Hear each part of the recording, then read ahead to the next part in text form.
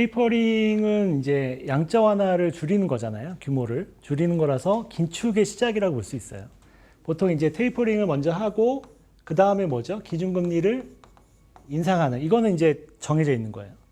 지금 현재 관건은 테이퍼링을 월 이제 1,200억 불씩 하고 있는데, 양적 완화를 이거를 매월 200억씩 줄일 거냐, 150억 불씩 줄여 나갈 거냐, 이 강도의 차이가 지금 이슈인 거예요. 만약 200억 불씩 줄여가면 6개월이면 끝나겠죠. 6개월이면 끝날 거고, 150억 불씩 줄이면 뭐 더 걸릴 거고, 이런 식으로 테이퍼링의 속도가 이제 지금 관건이거든요. 만약에 뭐 조금 가지고 조금 줄여 나간다면 충격은 좀 덜 하겠죠. 근데 우리나라 증시가 과거, 그러니까 미국이 양적 완화를 한 거는 사실 2008년 금융위기 이후로 한 게 처음이에요. 그 전에는 예전에 2차 세계대전 때 했던 거고, 그게 첫 실험이었고, 이번에 두 번째거든요. 그래서 이제 케이스가 2008년서부터 2018년까지의 케이스밖에 없어요. 그 케이스를 만약에 생각을 한다면 우리나라가 지금 현재 양적 완화를 해서, 미국이 양적 완화를 해가지고 혜택을 받잖아요. 우리나라 금융시장이.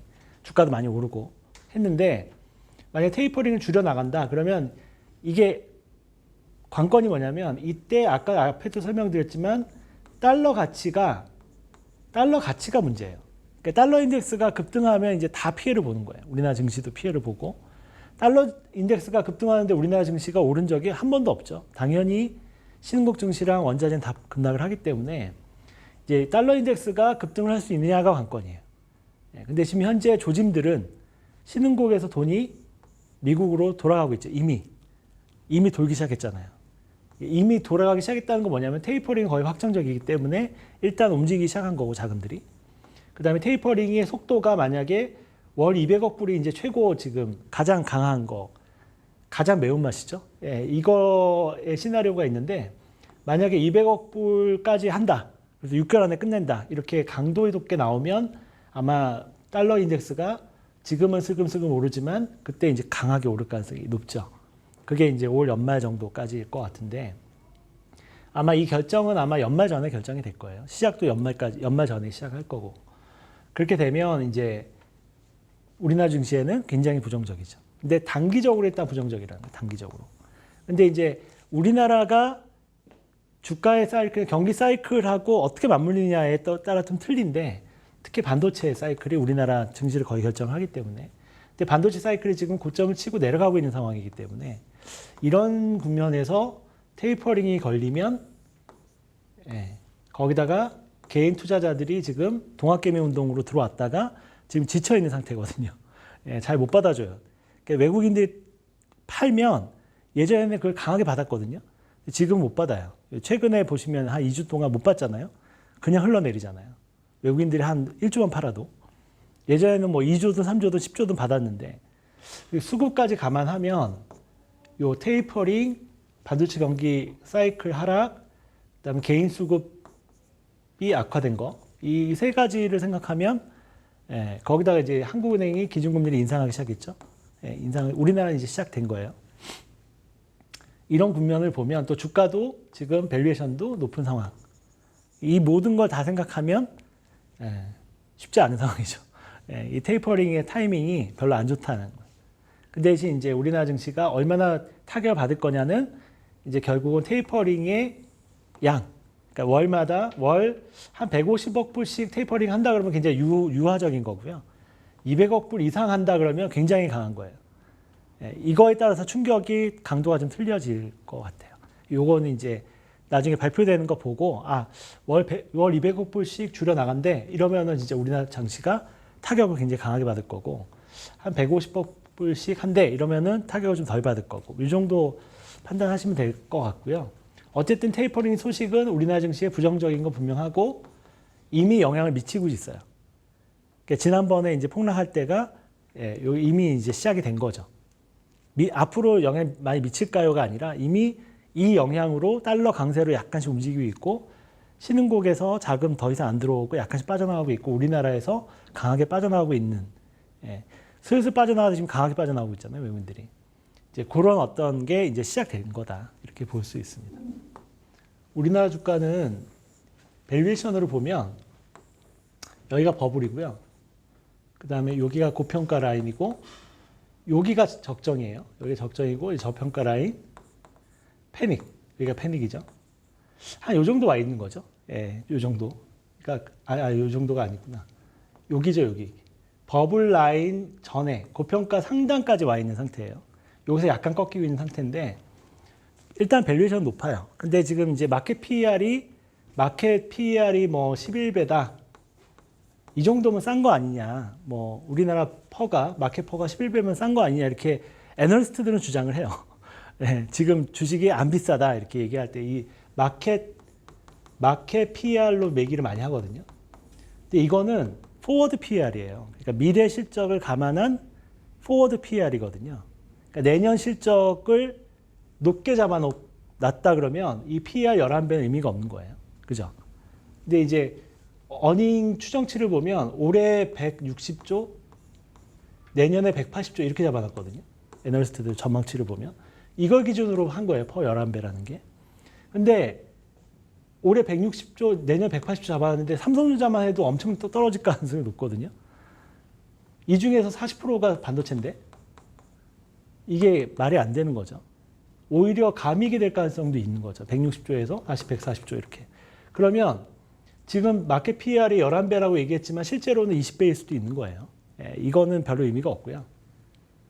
결국은 GDP 규모, 유동성 규모, 실질 금리를 감안해서 만든 가치평가 지수 이걸로 보는 게 더 정확하다라고 생각을 하고 있어요. 그래서 이걸로 보면 지금 고평가 상단에 찍고 내려온 상태. 버블까지 못 갔고 여기서 내려온 상태다. 이렇게 설명을 드릴 수 있어요. 결과적으로는 비싸다. 네, 우리나라 주식이. 현재 비싼 상태다. 이렇게 볼 수 있습니다. 경제 성장률은 그렇게 중요하지는 않은데 이제 올해보다 내년에 성장률이 떨어질 거냐 올라갈 거냐 이제 그게 중요한데 올해는 한 4% 전후로 생각하고 있거든요. 3.8에서. 근데 이 정도면 굉장히 높은 거죠. 우리나라 잠재 성장률이 2%대니까 2% 초반이니까 잠재 성장률보다 높은데 이거는 약간 특수성이 있는 거죠. 작년이 워낙 안 좋았잖아요. 작년이 워낙 안 좋았기 때문에 올해 기저효과로 이렇게 높게 나오는 거고요.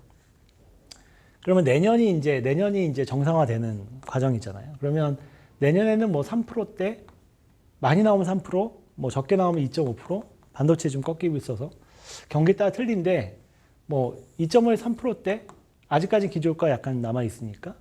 그 다음에 이제 후년 가면 다시 이제 2%대로 들어가겠죠. 2% 전후로. 이게 정상적인 수준이에요, 우리나라는. 잠재 성장률이 여기이기 때문에. 그래서 우리나라는 이미 저성장에 들어가 있는 거고요. 예. 근데 2%대 성장만 꾸준히 해도 좋은 거죠. 문제는 이제 우리나라 잠재 성장률이 계속 떨어질 거라는 거가 문제인 거죠. 나중에 한 10년 후면 이게 1%대, 뭐 이렇게 1.5% 언더로 떨어지기 때문에 뭐 성장 둔화는 뭐 감안을 해야죠. 지금 우리나라는 경제 성장률은 그렇게 중요하지는 않은 것 같아요. 경기의 흐름이 중요한 거지. 경기 흐름으로 보면 현재 우리가 경기가 상승 사이클의 경기 호황기를 지났거나 지나고 있는 상황이죠. 경기 호황기를.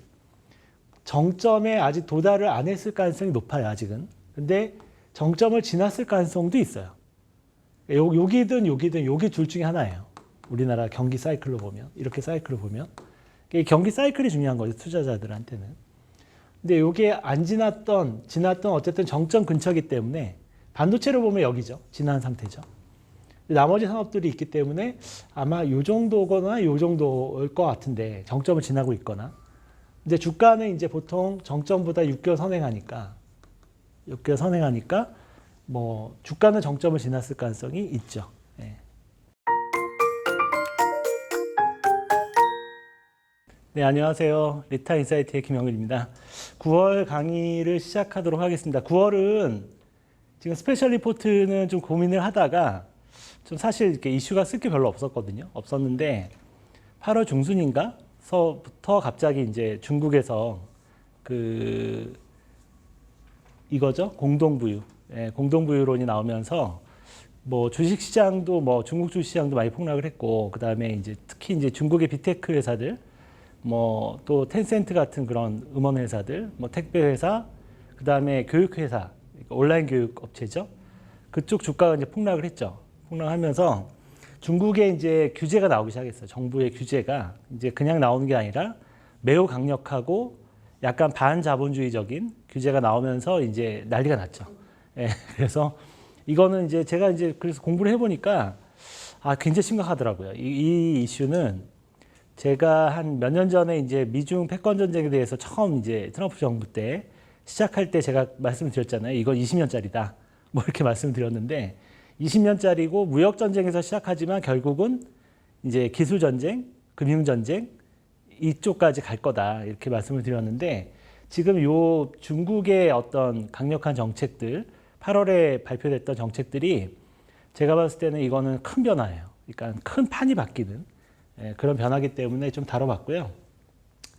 뭐 중요한 거는 중국이 왜 갑자기 저러냐, 왜 갑자기 예전에 이제 알리바바의 마윈 회장을 때려잡을 때는 때려잡은 거죠, 사실. 말 잘 안 들으니까 마윈 회장을 거의 가택연금 시켰거든요, 3개월 동안. 그리고 마윈 회장이 사라졌다가 나타났는데 갑자기 순한 양이 돼서 나타났죠. 그래서 뭐 알리바바 거의 갖다 바쳤죠.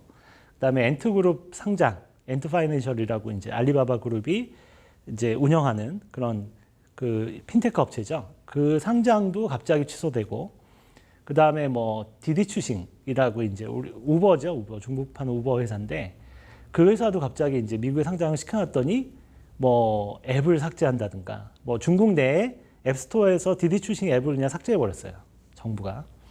그러니까 하지 말라는 거죠, 이 서비스를. 그런 식으로 나오면서 이게 좀 약간 조짐들은 조금씩 있었어요. 그런 부분들이 조짐들이 있었는데 외국인 투자자들이나 글로벌 투자자들이 저거는 그냥 한 1개 회사의 문제다.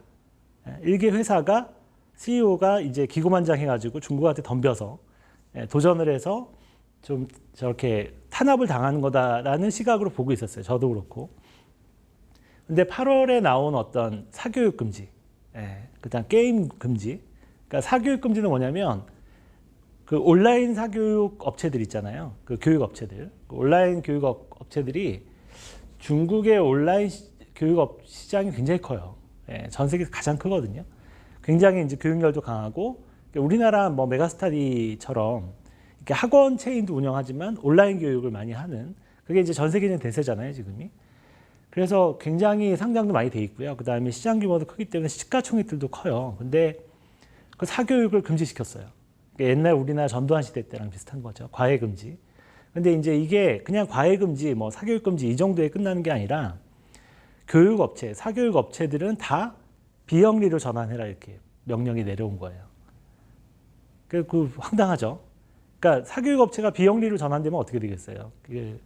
비영리 기구라는 건 뭐냐면 이익을 추구할 수 없고 그 다음에 공적인 교육만 해야 되는 거예요. 그러니까 기술 교육만 하라는 거죠. 직업 교육, 기술 교육만 하지 뭐 영어, 뭐 수학 이런 거 하지 말라는 거예요. 그리고 비영리로 전환해라. 이거는 이제 사교육 업체에 투자하고 있는, 온라인 교육 업체에 투자하고 있는 많은 글로벌 기업 그 투자자들, 그리고 미국에 상장되어 있는 사교육 업체 주가 어떻게 됐겠어요? 지금 99% 빠졌어요. 99%. 그러니까 주가가 99%가 빠진 거죠. 단기간에. 그러니까 휴지가 된 거죠, 휴지. 왜냐하면 그거는 투자할 이유가 없죠. 이익이 제로로 갈 텐데 거의. 우리나라 사단법인이 된 거죠. 사단법인처럼 이익을 추구할 수 없는. 그러니까 자본주의의 근간을 흔드는 제재인 거죠. 그런 것들이. 디디추싱도 마찬가지지만 앱을 삭제하라는 건 사업을 접으라는 얘기거든요. 그러니까 이거는 상장을 막고 뭐 회장을 뭐 갑자기 끌고 가서 뭐 가택연금 시키고 이 정도 수준이 아니고 비즈니스 자체, 그 산업계 자체를 그냥 중지시켜 버리는 거예요. 그 다음에 이제 8월 말에는 게임 규제가 나왔죠. 게임 규제가 뭐냐면 그 청소년들, 중국의 청소년들은 일주일에 3시간만 게임할 수 있어요.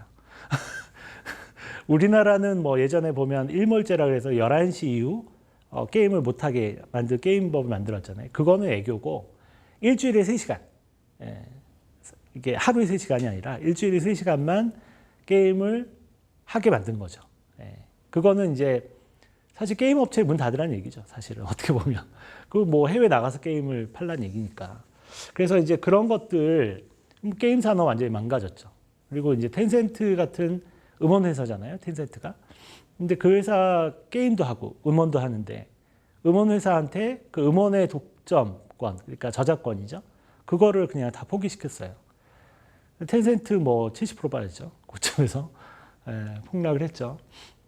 그러니까 그런 것들이 이게 이제 깨진 유리창 이론이라고 하는데 이게 이제 투자 업계에 보면 깨진 유리창 이론이라는 게 있어요. 이게 유리창이 멀쩡하게 있을 때는 사람들이 지나가면서 그냥 유리창을 바라보고 뭘 행동을 안 해요.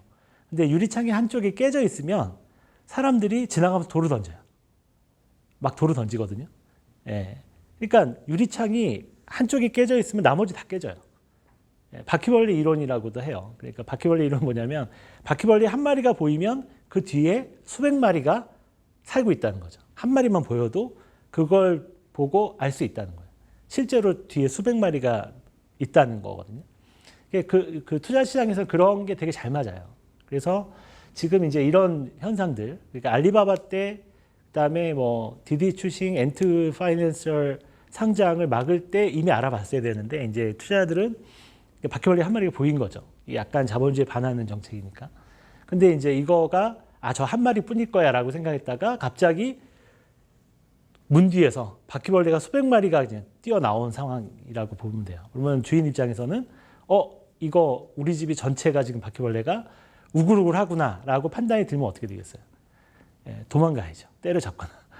근데 이제 때려잡을 수는 없고 도망가야 되는 상황인 거죠. 그래서 지금 이제 지난달에 발표한 규제들이 그냥 어떤 배경에서 나온 거냐. 그러니까 그리고 이게 어떤 함의를 갖고 있느냐가 되게 중요해요. 중국 투자에 있어서.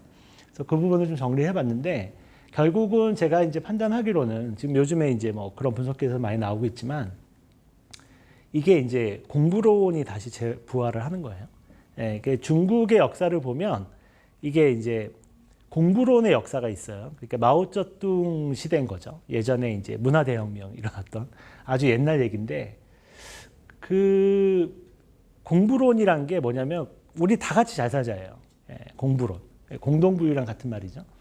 다 같이 잘 산다인데 그게 사실은 어떻게 보면 굉장히 이제 공산주의적 발상인 거죠. 근데 이제 전체 부가 없는데 다 같이 잘 살자. 이게 이제 공산주의잖아요. 지금 현재 공산주의 국가들이 그래서 어떻게 됐죠? 굉장히 가난하잖아요. 그러니까 무조건 공동으로 일하고 공동을 나눈다. 이게 이제 어느 정도 경제가 성장해서 복지 정책으로 가는 거잖아요. 원래 자본주의도 가다가 복지 정책을 많이 쓰게 되면 그게 뭐죠? 사회주의적 시스템으로 약간은 변모하잖아요. 왜냐하면 자본주의가 이 양극화를 심화시키기 때문에 그 사회주의적 어떤 공산주의라기보다는 사회주의 같은 거죠. 그런 부분들이 나와야 되는 부분이거든요. 그래야 자본주의가 오래 가요.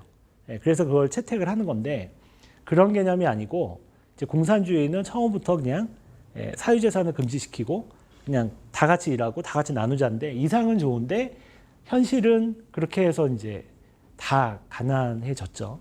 근데 중국도 예전에 이제 40년 전에는 그랬어요. 마오쩌둥 시대 때. 그래서 마오쩌둥이 정말 이렇게 그 폭정을 한 거죠. 독재, 또 공산주의는 독재잖아요, 항상 보면. 그래서 마오쩌둥 시대 때 어떤 일이 있었냐면 그 마오쩌둥이 우리 이제 자급자족해서 우리 잘 살아보자 이렇게 얘기를 하고 막 저기를 한 거예요. 정책을 추진한 거예요. 추진했는데 이제 시골을 이렇게 시찰하다가 참새가 너무 많은 거예요. 참새가 막 곡식을 막 찝어 먹으니까 야 이래가지고 우리 인민들이 잘 먹고 잘 살 수 있냐? 참새를 소탕하자 이렇게 얘기를 한 거예요. 그냥 결정을 한 거죠. 그래서 그때 그 당시에 수억 마리의 참새가 죽었대요. 농민들이 다 참새 잡은 거예요. 그러고 나서 이제 마오쩌둥 생각에는 그렇게 되면 곡식을 안 쪼아 먹으니까 식량이 많아질 거라고 생각한 거죠. 이제 그러니까 빈곤에서 벗어날 거라고 생각했는데 그 참새가 사라지면서 해충의 천적이 없어지니까 해충이 너무 많아진 거예요. 그래서 이제 흉년이 든 거죠. 그 해충 때문에 곡식이 다 죽어버린 거예요. 그래가지고 대기근이 들어가지고 그때 4천만 명인가 굶어 죽었어요. 그 다음에 또 철강을 자급자족하자 이래가지고 동네마다 막 철강 제철소로 막 짓게 해가지고 했는데 이게 품질이 안 나오는 거죠. 그런 식으로 약간 이게 공부론이라는 게 이게 이제 약간 독재 개념이라면 독재가 좋은 점도 있지만 좋은 점은 뭐겠어요? 예전에 이제 박정희 시대 때나 약간 전두환 시대 때 약간 독재스러운 그런 정치 체제를 갖고 있었는데 그때 보면 오히려 이렇게 일사천리로 움직이는 장점이 있잖아요. 굉장히 빠르고 결정이 빠르고 한번 결정하면 사회 전체가 같이 움직일 수 있는 장점이 있는 반면에 단점은 그 결정이 잘못됐을 때 또 독재가 길어지면 부패도 많이 생기지만 이 독재의 어떤 판단이 잘못됐을 때 한 큐에 말아먹을 수 있는 위험성도 있는 거예요. 민주주의가 그런 면에서 강한 거죠. 그래서 마오쩌둥 시대 때 그렇게 하다가 이제 등소평이 오고 나서 어떻게 됐죠? 이제 도저히 이게 우리가 이렇게 살다가는 안 되겠다 싶어가지고 등소평이 덩사오평이죠. 동사오핑이 이제 우리 잘 먹고 잘 살아보자. 그래가지고 약간 자본주의를 채택하게 된 거예요. 그래서 등소평이 이제 개혁개방을 주도한 거잖아요. 그래서 중국의 개혁개방도 주도하고 그 다음에 이제 뭐 흑묘, 백묘 뭐 이런 얘기도 있잖아요. 그러니까 흰 고양이든 검은 고양이든 먼저 쥐를 잡는 게 우선이다. 뭐 쥐를 잡는 게 좋다. 이렇게 얘기를 하는 게 먼저 선부론의 이제 시작인 거죠. 공부론에서 선부론. 먼저 부자가 될 수 있는 사람은 먼저 부자가 되라. 이건 뭐예요? 결국 자본주의를 채택한 거예요. 자본주의로 바뀐 거죠. 그리고 개혁개방을 하고 뭐 2000년 초반에 2001년에 WTO 가입을 하면서 중국이 지금의 중국이 된 거예요. G2로 발전을 한 거죠. 그래서 개혁개방도 하고 자본주의도 채택하고 사유재산도 인정해주고 하다 보니까 기업들이 창의력도 발휘해서 뭐 재벌도 나오고 부자도 나오고 이렇게 하다 보니까 이제 사회가 어떻게 되죠? 역동성이 생기는 거죠. 창의성과 역동성이 되게 중요한 부분인데 그 부분을 인정을 해주니까 굉장히 창의적이고 굉장히 역동적으로. 그런데 중국 정부는 이제 독재, 그러니까 공산당 일당 독재니까 뭔가 결정을 하면 또 밀어붙이잖아요. 뭐 5개년 계획 세워가지고 그냥 밀어붙이고 하니까 그런 부분에서 굉장히 조화가 잘 이루어졌던 거죠. 그러면서 굉장히 빠르게 현재 G2까지 발전을 한 거예요. 근데 지금 이제 40년 만에, 그게 이제 40년 됐어요. 40년 만에 다시 시진핑 정부가 공동부유론을 들고 나온 거예요. 실제로 액션을 하기 시작했다는 거예요. 들고 나온 거는 사실 언급하기 시작한 거는 한 1년 전서부터인데 액션이 이제 시작됐다는 게 의미가 있는 거죠. 액션이 시작됐다는 게. 그래서 공동부유라는 거를 액션을 하는 게 지금 8월 달에 나온 모든 정책들이 다 그런 정책들인 거예요. 결국은 이제 이게 뭐예요? 공동부유라는 게. 공부론하고 같은 거예요. 우리 다 같이 잘 살자. 왜? 지금 이제 40년 동안 개혁개방하면서 부가 늘어났잖아요. 중국 전체의 부가 늘어났기 때문에 G2가 됐잖아요. 이거를 이제 나누자는 거예요. 나누자. 그러니까 나누자라는 게 자본주의에서는 나누자가 뭐예요? 복지정책이잖아요. 복지정책, 그 다음에 사회 안전망 깔고 뭐 이런 것들을 의미하는데 얘네가 나누자로 얘기하는 건 뭐냐면 부자들의 부를 뺏어서 가난한 사람한테 주는 거예요. 그게 공산주의식 나누자예요. 분배 정책인 거죠. 이거를 시작한 거예요.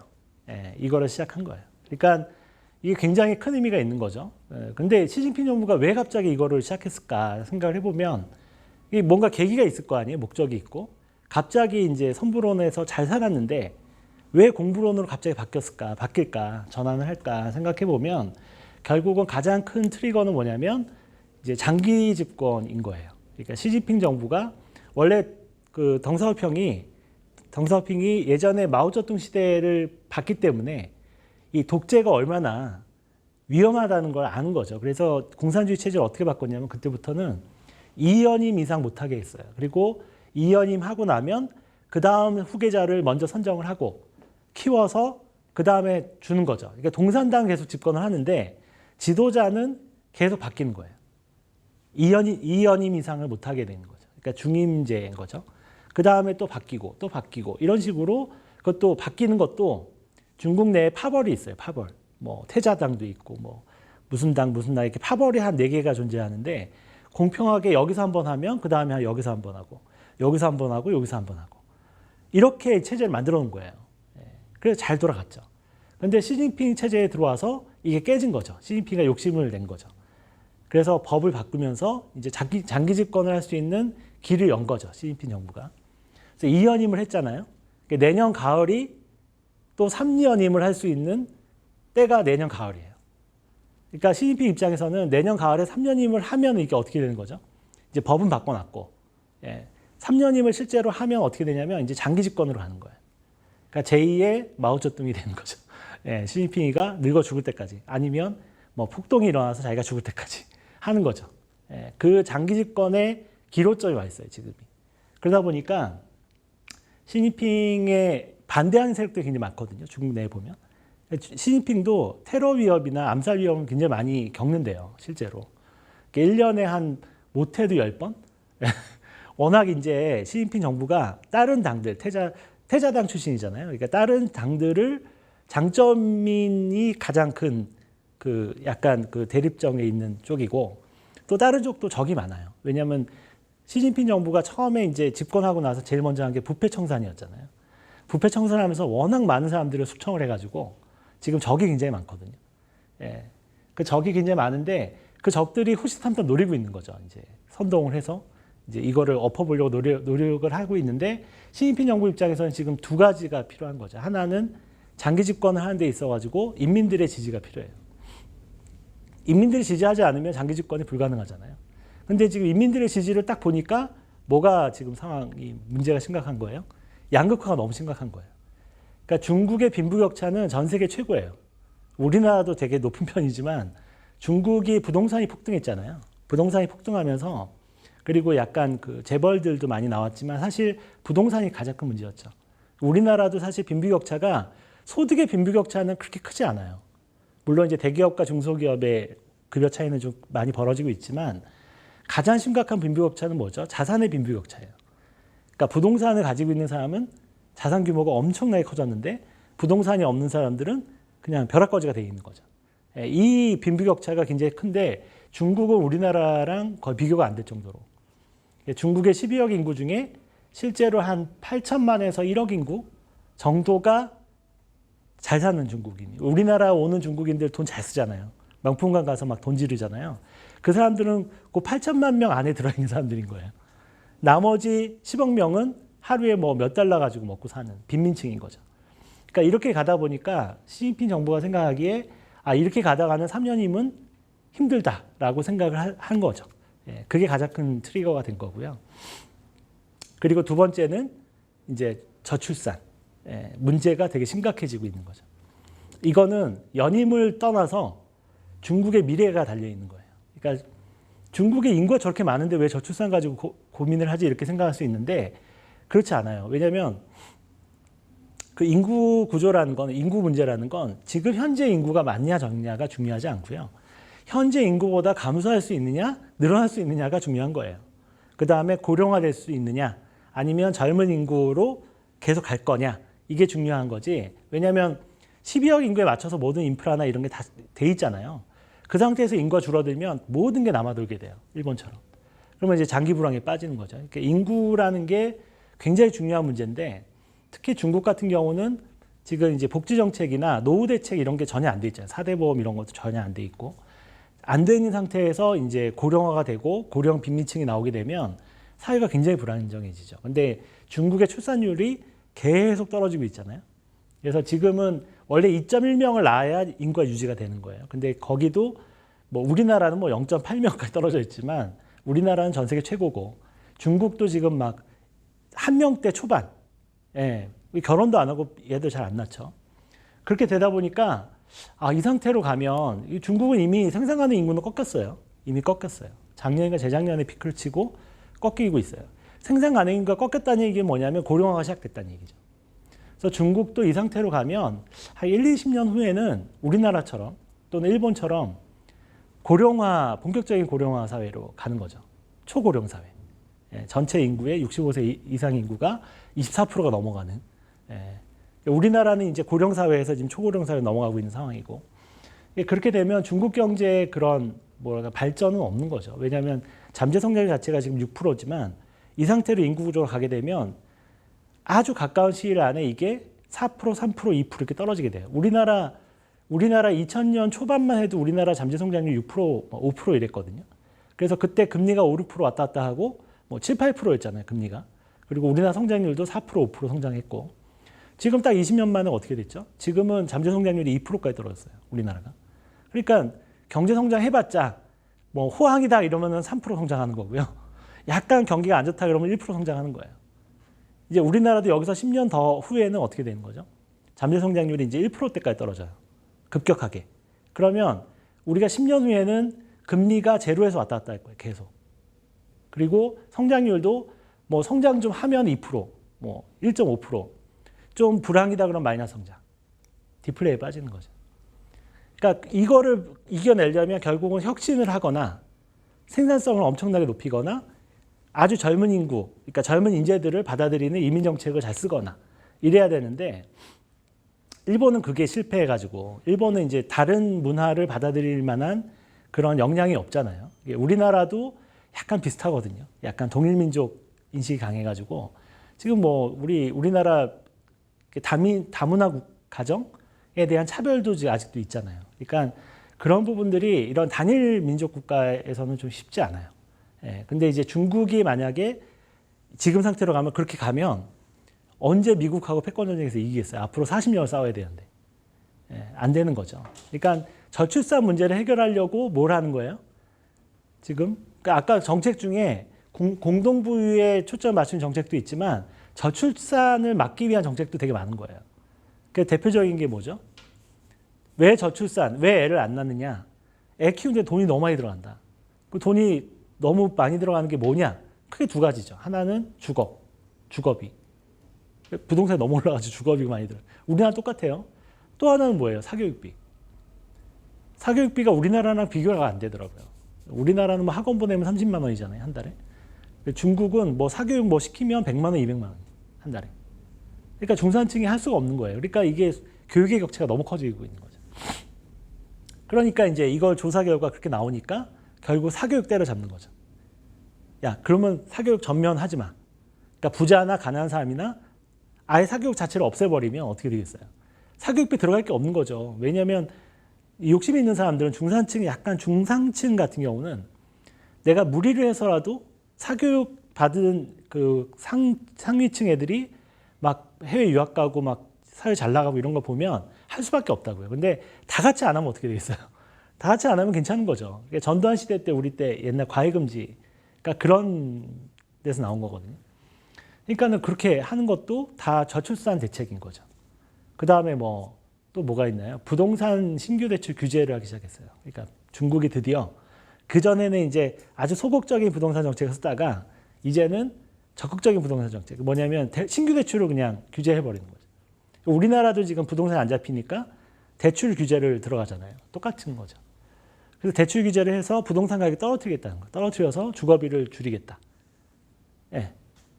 그러니까 딱 그 목적은 그거예요. 공동부유와 저출산 해결이에요.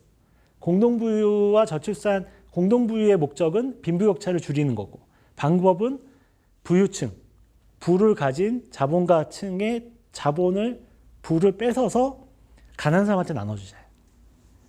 예. 이게 이제 신자유주의랑 완전 반대죠. 신자유주의는 낙수 효과로 하는 거잖아요. 그러니까 이게 기업들이 부자들이 더 잘 되면 거기서 낙수, 물이 떨어져서 밑에 층들도 같이 번성한다. 이건데 완전 반대되는 거죠. 근데 이게 이제 하나의 사회복지처럼 가면 좋아요. 사회복지처럼 가면 좋은데 이게 이제 그쪽이 아니고 부를 뺏어서 이쪽으로 부의 이전. 예. 그다음에 자본가들이나 부유층들의 부를 억제하겠다는 정책을 쓰게 되면 어떤 현상이 벌어지냐면 이건 이제 자본주의랑 완전 반대로 가는 거잖아요. 그러면 대기업들도 때려잡는 거예요. 그래서 이제 대기업들이 어떻게 하고 있죠? 어마어마한 돈을 기부를 하고 있죠, 사회에. 눈치를 챈 거죠, 이제. 아, 방향이 이쪽으로 가는 거. 이게 잘못 깨겼다가는 우리 기업도 뺏기고 다 국유화되고 다 뺏기는 거예요, 기업들을. 다 뺏기고 뭐 정부가 뺏겠다는데 뭐 어떻게 하겠어요, 공산주의 국가에서. 그러니까는 알아서 기는 거죠. 알아서 막 텐센트 같은 경우는 자기 연간 이익의 절반을 기부를 했어요. 몇십조를. 그러니까 그런 식으로 나오는 거죠. 이제 기업들이 막 기부 행렬이 나오고 있는 거죠. 근데 그게 자발적인 기부겠어요? 그게 아니죠. 반강제적인 기부인 거죠. 근데 이제 기부를 그렇게 하다가 그것도 안 되면 그냥 때려잡겠죠. 이거는 외국인 투자자들 입장에서, 그러니까 우리도 외국인이잖아요. 중국 입장에서. 중국 기업에 투자하는 입장에서는 어떤 생각이 들까요? 아, 이거 투자는 위험하다. 이게 어디서 뭐가 터질지 모르고 일단. 어디서 뭐가 터질지 모르죠. 그 다음에 이런 식으로 가면 중국 경제가 어떻게 되겠어요? 장기적으로. 이게 단기적인 게 아니라 장기적으로 이런 식으로 돌아가는 경제가 잘 된 거는 한 번도 없었어요, 역사상. 예, 한 번도 없었어요. 그러니까 이거는 시진핑 정부가 경제 성장과 자신의 그 장기 집권 이 두 가지 중에 이거를 포기하고 이걸 선택한 거예요. 그러니까 경제를 희생하더라도 장기 집권 하겠다는 거예요. 일단 내년 가을까지는. 그러니까 내년 가을에 연임이 되고 나면 이제 또 뭔가 이렇게 좀 유화적인 제스처가 나올 수도 있지만 일단 뭐 제가 봤을 때는 중국이 이 변화가 앞으로 쭉 장기적으로 가는 변화인지 아니면 일단 연임을 위한 변화인지는 모르겠어요. 그거는 가봐야 아는데 일단 내년 가을까지는 이 분위기로 간다는 거죠. 그러면 투자자 입장에서 굉장히 불안한 거죠. 근데 이제 중국의 이런 피해를 받는 업종은 이미 주가가 뭐 반토막, 뭐 어떤 거는 막 80%씩 빠졌기 때문에 주가는 많이 반영을 했어요. 했기 때문에 여기서 막 더 빠질 것 같지는 않은데 이제 올라오는 게 쉽지 않다는 거죠. 조금만 올라와도 어떻게 되죠? 글로벌 투자자들 그 갖고 있는 지분을 갖고 있는 쪽에서는 어떻게 생각하겠어요? 아, 이거는 올라올 때 빠져나와야 되겠다 생각하지 않겠어요? 그래서 이제 지금 뭐 미국의 그런 돈나무 누나 있잖아요. 돈나무. 캐시우드라든가 또는 뭐 손정희 회장 이런 양반들 벌써 텐센트 다 팔고 나왔어요. 다 이미 팔고 나오더라고. 그래서 그리고 손정희 회장은 앞으로 중국에 투자 안 하겠다 이렇게 선언을 했고, 그러니까 이런 것들이 뭐 시사하는 게 되게 큰 거죠.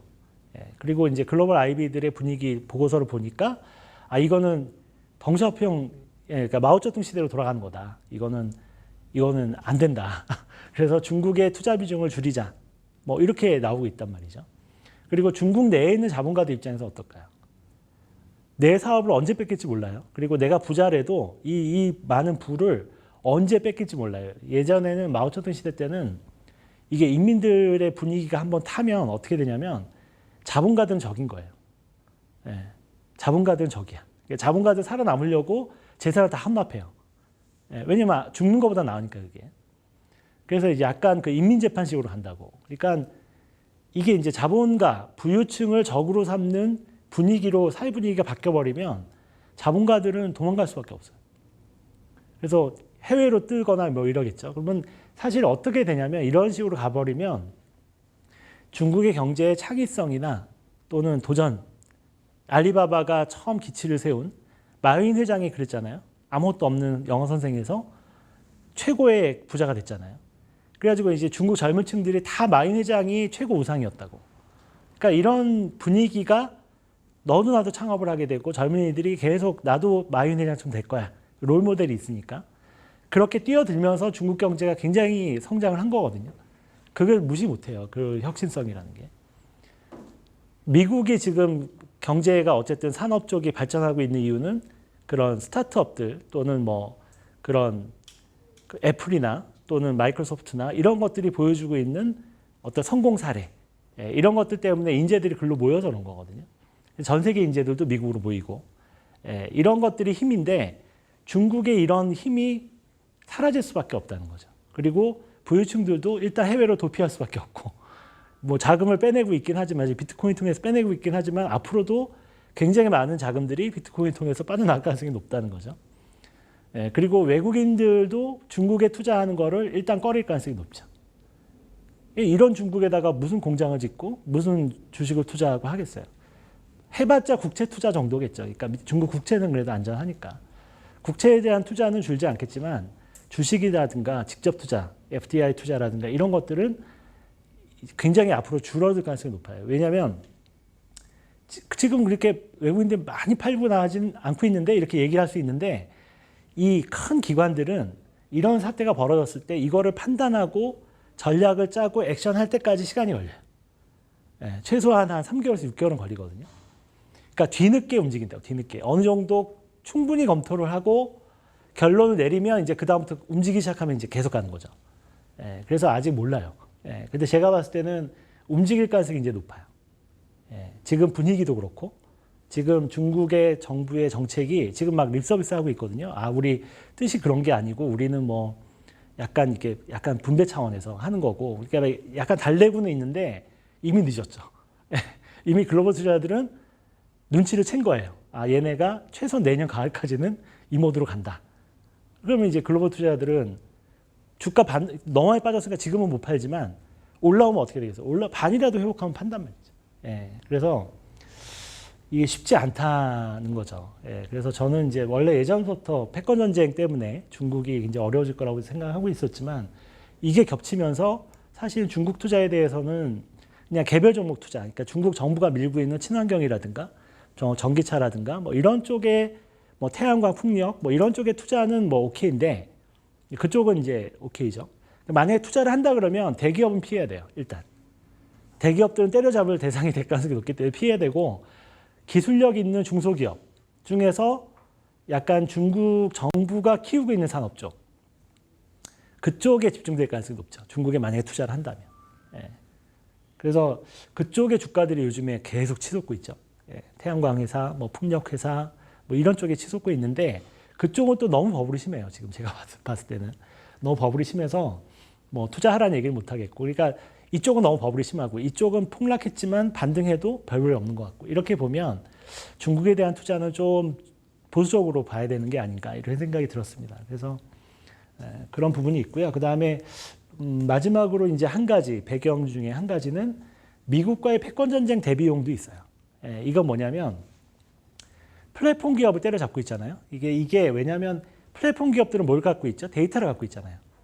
중국에 굉장히 많은 빅데이터를 갖고 있는데 이 디디 추싱도 마찬가지죠. 우버니까 이런 운행 기록 이런 거 다 데이터거든요. 이런 데이터는 미래에는 데이터 전쟁이에요. 데이터 보안, 데이터를 지키고 안보에 관련된 거죠. 이 데이터가. 그러다 보니까 중국이 미국과의 패권 전쟁하는 데 있어가지고 이 데이터의 관리의 중요성을 이제 느끼는 거예요. 그러니까 데이터를 다루는 기업들, 알리바바, 디디 추싱 뭐 이런 광범위한 데이터를 다루는 기업들의 데이터를 보호하기 위해서 데이터 보호하려면 어떻게 해야 되죠? 이게 해외에 상장되면 골치 아파요. 해외에 상장됐는데 해외 주주가 10% 이상 주주가 외국 주주가 뭘 정보를 요구하면 줘야 되잖아요. 데이터가 빠져나갈 수 있는 거죠. 그래서 중국 정부가 지금 나오고 있는 게 뭐냐? 정책이 뭐예요? 해외 상장하지 말라. 중국 기업들 해외 상장 거의 금지죠. 사실은 허가 받고 상장해라니까 거의 금지고 홍콩에만 상장해라. 미국에 상장하지 마라. 그리고 미국에 상장하는 기업들도 다 이제 상장 폐지시키고 돌아와라는 거죠. 그런데 미국에 상장되어 있는 중국 기업이 얼마나 많은데 거기에 투자되어 있는 외국인 자본이 얼마나 큰데 이거를 폐지시키고 오는 거잖아요. 잘못하면 이게 휴지가 될 수도 있는 거예요. 그래서 이거는 굉장히 좀 심각한 문제가 되고 있는 거죠. 그래서 결국은 패권 전쟁을 대비하기 위한 어떤 서로 간의 데이터 안보 전쟁 이 부분도 있다는 거예요. 그러니까 이번에 정책들을 보면 이 크게 세 가지의 초점으로 바라보면 다 설명이 돼요. 이해가 되고 앞으로도 어떤 정책이 나올까도 이해가 되는 거죠.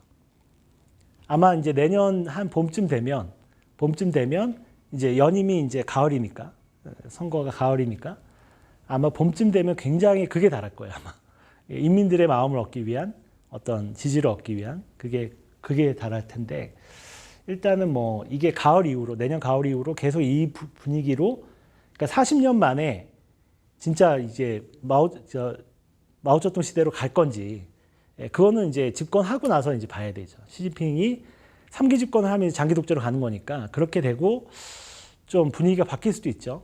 바뀔 수도 있는데 일단 내년 가을까지는 이 분위기가 점점 심해진다. 이렇게 보면 일단은 뭐 중국 투자는 일단 내년 가을까지는 조심해야 된다라고 생각하고 있습니다. 부의전이라는 게 굉장히 무서운 거죠. 공산주의 국가에서는. 이게 뭐 여기는 뭐 합법적인 게 없어요. 공산당이 생각하는 게 법이니까. 외국인들 자금 투자, 자금 회수에 나설 수밖에 없는 거고 결국은 중화권 증시, 그러니까 중국 증시, 본토, 그다음에 항생 지수, 뭐 홍콩 지수까지가 이제 중화권 증시인데 장기 약세가 될 가능성이 있다. 그렇게 생각을 하고 있습니다. 여기까지 이제 뭐 스페셜 리포트 뭐 설명을 드린 거고요. 이게 굉장히 중요한 이슈이기 때문에 앞으로도 여러분들이 뉴스를 보거나 이럴 때 이 관점에서 보시면 이해가 좀 되실 거고, 그 다음에 어떻게 뭐 대응을 해야 될지 이런 부분에 대해서 좀 생각하고 계실 거고요.